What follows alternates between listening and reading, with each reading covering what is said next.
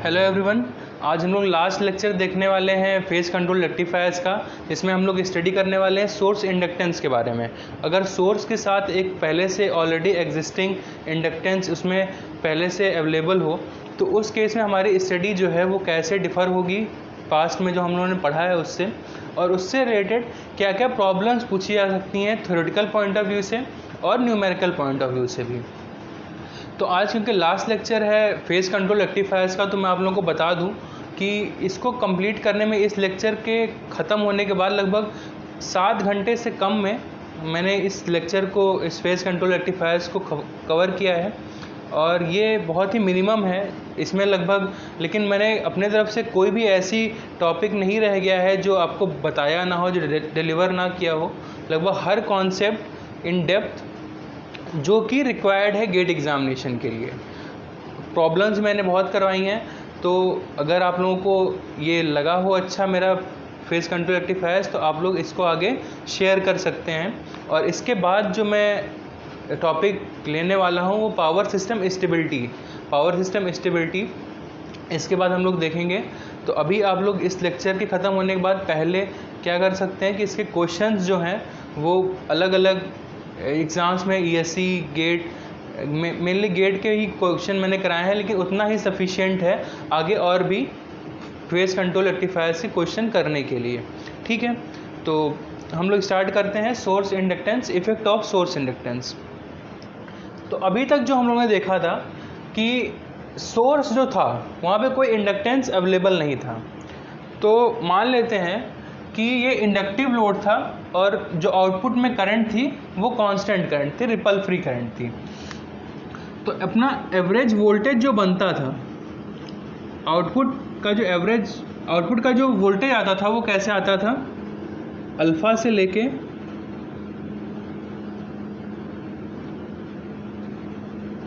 Pi plus alpha तक कौन connect करता था,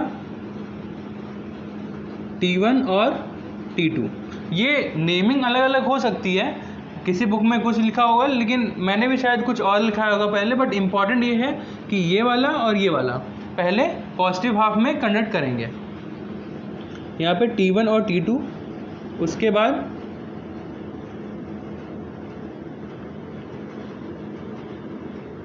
यहाँ पे T3 और T4। ठीक, ऐसे कंडक्शन होता था। अब यहाँ पे क्या होगा, आउटपुट की करंट जो है, आउटपुट की करंट कांस्टेंट रहा करती थी। ये मान लेते हैं आउटपुट की करंट है, ये अल्फा है, ये पाई प्लस अल्फा है, यहाँ पे T1 T2, यहाँ पे T3 T4 T3 T4, यह है I0। ठीक, तो यहाँ पे इस पॉइंट पे अगर देखा जाए तो एक चेंज हो रहा है। यहाँ तक T3 T4 कनेक्ट कर रहा है, उसके बाद T1 और T2 कनेक्ट करने वाला है। लेकिन जब सोर्स में इंडक्टेंस होगा तो यहाँ पे जो चेंज हो रहा है, यहाँ की करंट T3 T4 की जो I0 उसमें फ्लो हो रही है वो I0 है, और वो इंस्टेंटली जीरो पे आ जा रही है, अल्फा के बाद तुरंत ही वो जीरो हो जा रही है। लेकिन जब यहाँ पे इंडक्टेंस प्रेजेंट होगा पहले से, तो ये तुरंत जीरो नहीं होगी, इसको एक टाइम लगेगा। ऐसे ही इसको कह सकते हैं कि ये जो तुरंत जीरो से I0 पे चली आ रही है T1 और T2 की करंट, वो भी तुरंत नहीं जाएगी, उसमें भी एक टाइम लग आएगा। तो देखते हैं विथ LS, ये विदाउट LS था। विथ LS क्या होगा,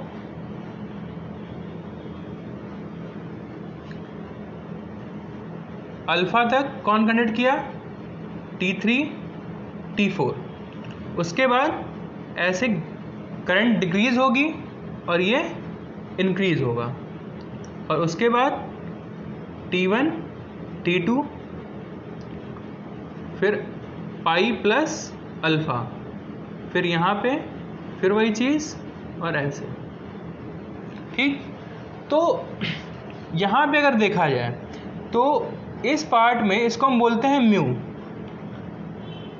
म्यू होता है ओवरलैप एंगल, ओवरलैप एंगल। और इस टाइम पे अगर देखा जाए तो T3 और T4 की भी करंट है और T1 और T2 की भी करंट है। ठीक, तो यहाँ पे चारों थायरिस्टर जो हैं T1, T2, T3, T4 conduct कर रहे हैं। यहाँ पे चारों thyristor T1, T2, T3, T4 चारों कंडक्ट कर रहे हैं। अब यहाँ पे अगर देखा जाए तो अगर ये दोनों चारों थायरिस्टर कंडक्ट करेंगे तो एवरेज वोल्टेज जो आउटपुट में आने वाला है ये हो जाएगा शॉर्ट, ये हो जाएगा शॉर्ट, जीरो वोल्टेज अपीयर होगा। इस टाइम, इस म्यू ड्यूरेशन के टाइम जो एवरेज वोल्टेज आएगा आउटपुट में वो कितना आएगा, जीरो आने वाला है। ठीक है,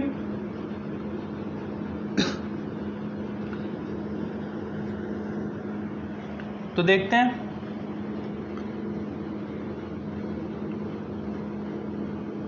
तो अल्फा तक किसने कंडक्ट किया, T3 और T4 ने। उसके बाद ऐसे कंडक्शन होने वाला था, लेकिन म्यू टाइम तक क्या हुआ कि शॉर्ट सर्किट हो गया, तो यहाँ पे वोल्टेज कुछ भी नहीं मिलेगा, ये हो जाएगा ज़ीरो। और फिर उसके बाद वोल्टेज मिलेगा। ठीक, तो ये हो जाएगा पाई प्लस अल्फ़ा। फिर वैसे ही सेम केस यहाँ पे रिपीट होगा, पाई प्लस अल्फ़ा से pi plus alpha plus mu तक ज़ीरो रहेगा। उसके बाद ये कंडक्शन होगा। तो अब विथ एलएस के साथ जब आउटपुट वोल्टेज आएगा एलएस के साथ, तो वो ये रहेगा, और विदाउट एलएस आउटपुट वोल्टेज ये रहेगा। ठीक, तो आउटपुट वोल्टेज का आप लोगों को क्लियर हुआ होगा। अब इसमें एक चीज़ हम ऑब्जर्व कर सकते हैं कि जो पॉजिटिव वाली वेवफॉर्म है वो जीरो हो रही है, तो इस वाले एवरेज वोल्टेज से ये वाला एवरेज वोल्टेज कम आएगा, इस वाले एवरेज वोल्टेज से ये वाला एवरेज वोल्टेज कम आएगा, ये तो दिखने में ही लग रहा है। ठीक है, अब दूसरी चीज़ में ऑब्जर्व किया जाए अगर कि एक डायोड, एक थायरिस्टर, अगर डायोड की बात करें तो अल्फ़ा ज़ीरो पुट कर सकते हैं।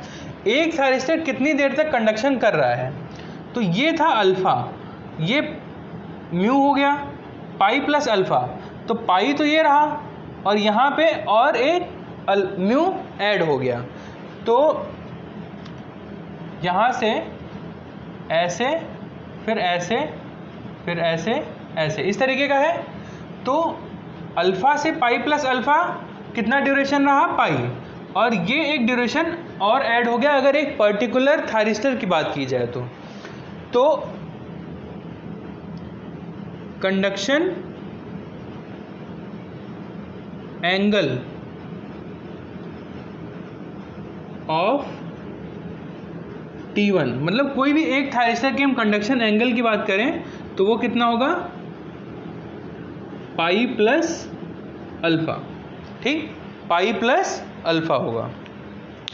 अब अगर ध्यान से देखा जाए तो इसका सोर्स करंट क्या होगा, सोर्स करंट इसका क्या होगा।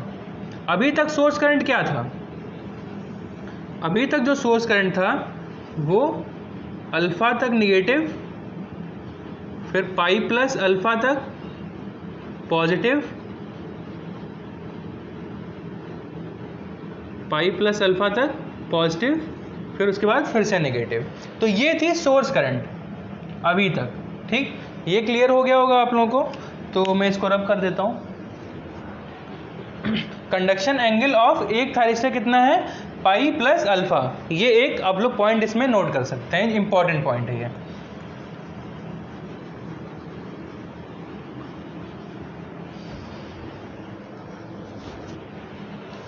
ठीक, तो अब जो सोर्स करंट बनेगी वो कैसे बनेगी, अल्फ़ा तक कौन कंडक्ट करेगा, T3, T4 निगेटिव में, ये हो गया अल्फ़ा, और फिर म्यू, ये हो गया म्यू। म्यू के बाद पूरा कंडक्शन कौन करेगा, T1 और T2, T1 और T2। फिर पाई प्लस अल्फ़ा तक इनका ये अकेले कंडक्ट करेंगे। फिर ये जब ट्रांजिशन होगा पाई प्लस अल्फ़ा, फिर ये जब ट्रांजिशन होगा तो ये एंगल जो आने वाला है, ये एंगल, ये फिर से म्यू ही हो जाएगा। और फिर यहाँ इसके बाद T1, T3 और T4 कंडक्ट करेंगे। ठीक, तो अल्फ़ा से लेके पाई प्लस अल्फ़ा तक अगर एक थाइस्टर देखा जाए तो T1 कंडक्ट कर रहा है। यहाँ पे चारों थाइस्टर कंडक्ट कर रहे हैं, यहाँ पे भी चारों थाइस्टर कंडक्ट कर रहे हैं। तो इसका अगर फंडामेंटल कंपोनेंट बनाया जाए, फंडामेंटल कंपोनेंट, सोर्स करंट है ये, इसका फंडामेंटल कंपोनेंट बनाया जाए तो उसके लिए फंडामेंटल कितना देर कंडक्ट करता है, पाई एंगल। तो ये पॉइंट कितना होगा, अल्फ़ा प्लस म्यू बाई 2, ये वाला point alpha plus mu by 2। ऐसे ये वाला पॉइंट क्या होगा, pi plus alpha plus mu by 2। तो सोर्स करंट में जो फंडामेंटल कंपोनेंट है वो कैसे बन जाएगा, वो इस तरीके से बन जाएगा। एक हाफ साइकिल उसकी ऐसे बनेगी। तो अगर इसमें डिस्प्लेसमेंट फैक्टर पूछा जाए कि डिस्प्लेसमेंट फैक्टर क्या होगा,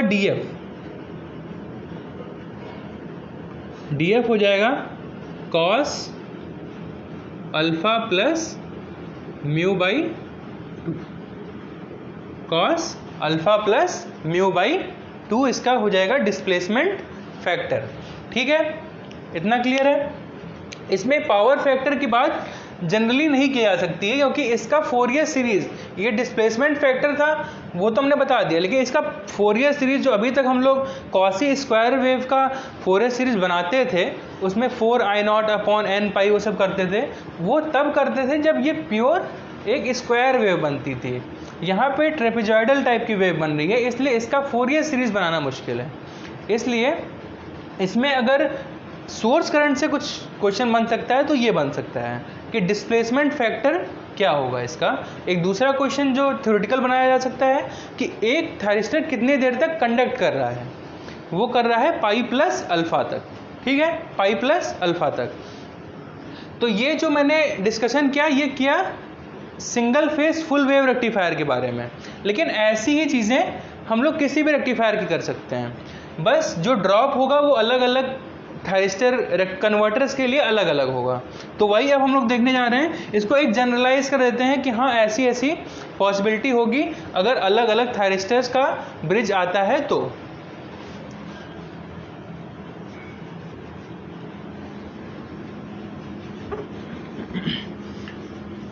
सोर्स इंडक्टेंस की वजह से एवरेज वोल्टेज जो है वो घटेगा, ये कंफर्म है।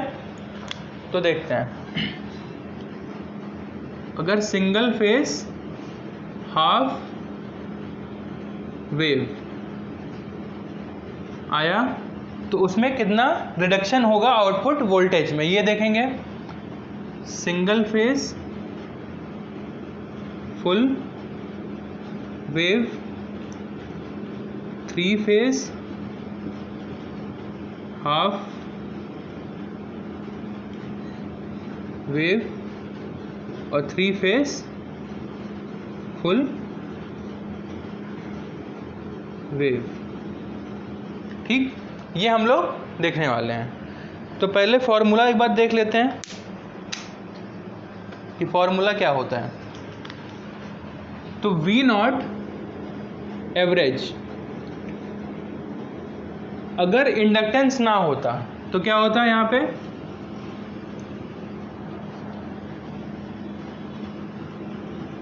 Vm अपॉन, अब ये अलग अलग केसेस में अलग अलग हो सकता है।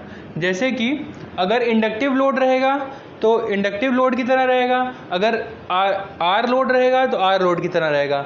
मैं यहाँ पे मान लेता हूँ कि जो एवरेज वोल्टेज है वो एक प्योर रेजिस्टिव लोड के लिए है, तो Vm by 2 pi 1 plus cos alpha. ठीक, ये प्योर रेजिस्टिव लोड जब रहता है तो वेवफॉर्म कैसे बनती है, वेवफॉर्म इस तरीके से बनती है अल्फा से लेके पाई तक, तो उसका एवरेज ये रहता है। फिर उसके बाद फुल वेव में क्या रहेगा, इसमें इंडक्टिव लोड ही मानते हैं, तो Vm 2Vm by pi cos alpha, 2Vm by pi cos alpha inductive load के लिए ये रहता है विदाउट फ्री व्हीलिंग डायोड। इसमें V naught average 3VmL upon 2 pi cos alpha, ये भी इंडक्टिव लोड के लिए आता है। और अगर रेजिस्टिव लोड है तो 30 डिग्री से अगर अल्फ़ा कम है तो ये रहेगा, अगर 30 डिग्री से अल्फ़ा ज़्यादा हो जाता है तो चेंज हो जाएगा। इसमें V naught average 3VmL cos alpha upon pi, ये इंडक्टिव लोड के लिए हमेशा यही रहेगा। रेजिस्टिव लोड है अगर तो 60 डिग्री से अगर अल्फ़ा कम है तो यही रहेगा, अगर 60 डिग्री से अल्फ़ा ज़्यादा हो जाएगा तो ये वोल्टेज चेंज हो जाएगा। अब इन सब में रिडक्शन होने वाला है, इन सब में क्या होने वाला है, रिडक्शन। तो पहले रिडक्शन क्या होगा, F LS I not, F LS I not, F LS I not, F LS I not. पहले आपको ये लिख लेना है, ये सब में कांस्टेंट रहेगा, जितने भी हैं उसमें सब में ये कांस्टेंट रहेगा। अब इसमें कितने स्विचेस लगे रहते हैं, इसमें अगर डायोड होगा या थायरिस्टर होगा तो कितने डायोड या थायरिस्टर हो सकते हैं टोटल, इसमें केवल एक रहेगा, तो यहाँ पे 1 लिख दो। ब्रिज रेक्टिफायर है तो इसमें 4 लगे रहेंगे, तो यहाँ पे 4 लिख दो। ये 3 पल्स में 3 रहते हैं, एक फेज के साथ एक, तो इसमें 3, इसमें 6 रहते हैं तो ये 6, ठीक। ये हो जाएगा इसका एवरेज वोल्टेज का फॉर्मूला, ठीक है। अब इसी को अगर हम म्यू के रिस्पेक्ट में लिखना चाहें, म्यू के रिस्पेक्ट में, तो देखा जाए ओवरलैप एंगल के फॉर्म में अगर हम इसको लिखना चाहें तो किसी एक का मैं बता देता हूँ, उसका बाद में आप लोग जनरलाइज कर लीजिएगा। इसका क्या होता है, V नॉट, मैं इसका बता देता हूँ, अच्छा 3 फेज का, 3 phase full wave,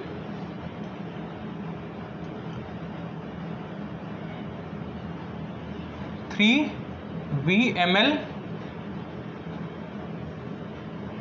upon pi होता है यहाँ पे, तो यहाँ पे 2 पाई लिखना है, उसका आधा। यहाँ पे कॉस अल्फा है तो cos alpha plus cos alpha plus mu, ये हो जाएगा इसका फॉर्मूला। पहले अगर यहाँ मान लो म्यू 0 हो जाए, म्यू क्या हो, 0 हो जाए, तो cos alpha plus cos alpha 2 cos alpha, 2 से 2 कैंसिल हो जाएगा। विदाउट LS के लिए जो फॉर्मूला रहता है वही सेम मिल जाएगा। अब म्यू आने से हो क्या रहा है, म्यू आने से ये हो रहा है कि कॉस के अंदर वाली जो एंगल है वो बढ़ रहा है, कॉस के अंदर वाला एंगल बढ़ रहा है, तो अल्टीमेटली ये क्वांटिटी घट रही है। अगर ये म्यू ना होता तो ये सीधे ऐड होता, लेकिन अब म्यू आने से ये क्वांटिटी घट गई, तो वो होना भी चाहिए। अगर LS आ रहा है फॉर्मूले में, इसके वजह से एवरेज वोल्टेज घट रहा है, तो ये घटना भी चाहिए। ऐसे सिंगल फेज के लिए क्या हो सकता है, ये हो गया 3 फेज 6 पल्स, इसके लिए हो गया। अब सिंगल फेज फुल वेव, ठीक, उसके लिए क्या होगा, क्या होता है formula, 2Vm by pi cos alpha, तो कर दो Vm बाई पाई, जस्ट आधा कर दो, cos alpha plus cos alpha plus mu, ठीक। तो ये हो गया सिंगल फेज के लिए। ऐसे ही किसी के लिए भी हम लोग निकाल सकते हैं, ठीक है। तो ये 2 फॉर्मूले हैं, इन्हीं से हम लोग कोई भी क्वेश्चन सॉल्व कर सकते हैं, ठीक है। तो ये था। अब हम लोग क्वेश्चंस पे चलते हैं। एक क्वेश्चन आया है प्रीवियस ईयर में, देखते हैं उसको।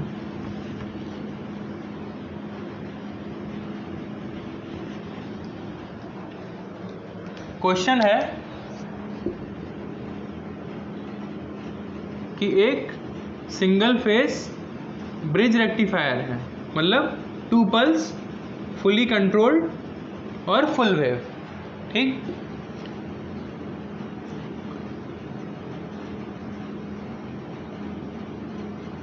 ये ऐसे डायग्राम गिवन नहीं है, मैं ऐसे ही बना रहा हूँ। यहाँ पे लोड लगा है, ठीक, यहाँ पे लोड लगा है। इसका अल्फा जो है वो है 25 डिग्री। इसमें जो म्यू है, ओवरलैप एंगल, वो है 10 डिग्री। प्रीवियस ईयर क्वेश्चन है, ईयर मुझे एग्जैक्टली रिमेंबर नहीं है, तो म्यू है 10 डिग्री। जो यहाँ पे करंट है, इंडक्टिव लोड है, और करंट कांस्टेंट फ्लो हो रही है 20 एम्पियर, 20 एम्पियर। तो इसका input power factor, fundamental input power factor या डिस्प्लेसमेंट फैक्टर पूछा है। डिस्प्लेसमेंट फैक्टर क्या होगा? तो आंसर क्या होगा इसका? Cos alpha plus mu by 2। तो यह आ जाएगा कॉस 25 डिग्री प्लस 10/2 5 डिग्री। तो कॉस 30, यह आ जाएगा 0.866। ठीक, 0.866। अब एक लास्ट क्वेश्चन मैं समझा देता हूँ। 2020 इसी साल का क्वेश्चन है, सोर्स इंडक्टेंस का। उसमें क्या है कि उसमें भी एक थारिस्टर ब्रिज गिवन है।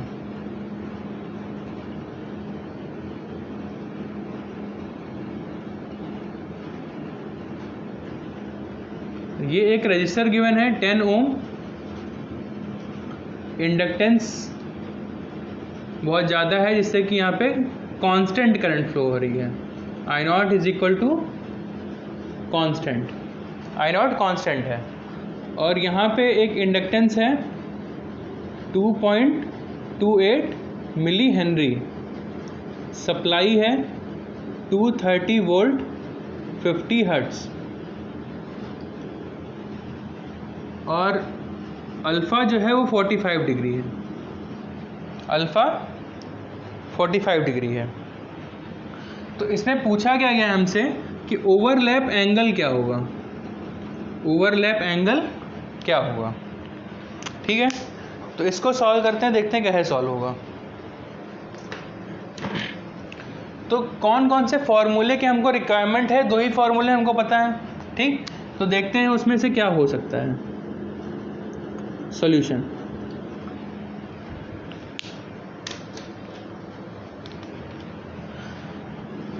एक तो है V naught average is equal to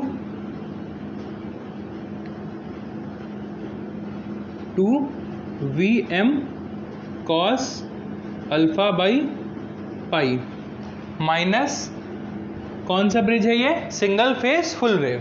तो इसमें 4 रहते हैं, तो 4FLS I naught, FLS I naught. और दूसरा formula V naught average is equal to Vm by pi cos alpha plus cos alpha plus mu. ठीक, ये फॉर्मूला हमको पता है। Vm हमको पता है, अल्फा हमको पता है, म्यू निकालना है, लेकिन ये चीज़ हमको नहीं पता है। तो इसके लिए पहले हम इस फॉर्मूले को यूज़ कर सकते हैं, क्योंकि LS पता है, I नॉट भी नहीं पता है। ठीक, तो देखते हैं कैसे निकलेगा। V naught average is equal to 2 into 230 into √2 cos 45 upon pi minus 4 into 50 into 2.28 into 10 to the power minus 3 I naught into 10 to the power minus 3 I naught. अब इससे भी कैसे निकलेगा I नॉट? ठीक, इससे भी एक इक्वेशन है, 2 अननोन है, एक इक्वेशन 2 अननोन, लेकिन I नॉट जो होगा वो किसके बराबर होगा? यहाँ से या तो ये कर सकते हैं कि आई नॉट को हम निकाल लें। आई नॉट कैसे निकाल लें? वी एवरेज, क्योंकि अब इससे ये एवरेज नहीं है अपना, एवरेज ये है, तो V average upon R, V average upon R I naught आ जाएगा। ठीक, तो देखते हैं, या तो इसको ये कर सकते हैं कि 10 into I not, 10 into I not, फिर ये 230 into √2 upon pi cos 45 minus 200 2.28 और इसको 0.2 कर लेते हैं, ये हट जाएगा आई नॉट। तो आई नॉट जो आएगा यहाँ से वो आएगा 14.00 एम्पियर। तो ये आ गया आई नॉट। ठीक, आई नॉट आ गया ये, और वी नॉट क्या होगा? वी नॉट एवरेज होगा आई नॉट इंटू आर, तो ये हो जाएगा 140 वोल्ट। ठीक, 140 वोल्ट आ गया वी नॉट एवरेज। ये इतना लेंदी कैलकुलेशन होता नहीं है एक्चुअली, डायरेक्ट आप लोग कैलकुलेटर में रख के वैल्यूज देख सकते हैं इसको। फिर ये आ गया वी नॉट एवरेज आ गया, अब डायरेक्ट हमको बस वैल्यूज पुट करनी है। तो 230 into √2 upon pi cos 45 plus cos 45 plus mu, ये हो गया। अब यहाँ से जो म्यू की वैल्यू निकल के आएगी वो आएगी 4.82 डिग्री, 4.82 डिग्री। ठीक है, तो simple just formula based question है और कुछ भी नहीं है। बस यहाँ पे ध्यान ये देना है कि जब आप वी आई लिख रहे हैं यहाँ पे, तो इससे मल्टीप्लाई मत करिए, ये वी नॉट नहीं है अपना, वी नॉट ये है, तो इस वी नॉट को 10 इंटू आई नॉट लिख सकते हैं। ठीक, तो बस यही एक चीज़ ध्यान देनी थी, यहाँ पे आप लोग गलती मत करिए, इसको आई नॉट से मल्टीप्लाई नहीं कर सकते यहाँ पे हमको, क्योंकि टोटल जो एवरेज वोल्टेज मिल रहा है वो इंडक्टेंस के साथ जब इंक्लूड होगा वो वाला वोल्टेज है। ठीक, तो ये क्वेश्चन था, आई होप आप लोगों को क्लियर हुआ होगा। और 2017 के क्वेश्चन आप लोग ट्राई करिए, दोनों सेट में पूछे गए हैं, सेट 1 सेट 2, और सोर्स इंडक्टेंस के ही क्वेश्चन है, और आप लोगों से बन जाए, कुछ खास उसमें दिक्कत होगी नहीं। तो ये आप लोगों को पसंद आया होगा। नेक्स्ट लेक्चर से हम लोग पावर सिस्टम स्टेबिलिटी स्टार्ट करेंगे और उसके कॉन्सेप्ट्स और प्रॉब्लम्स देखेंगे।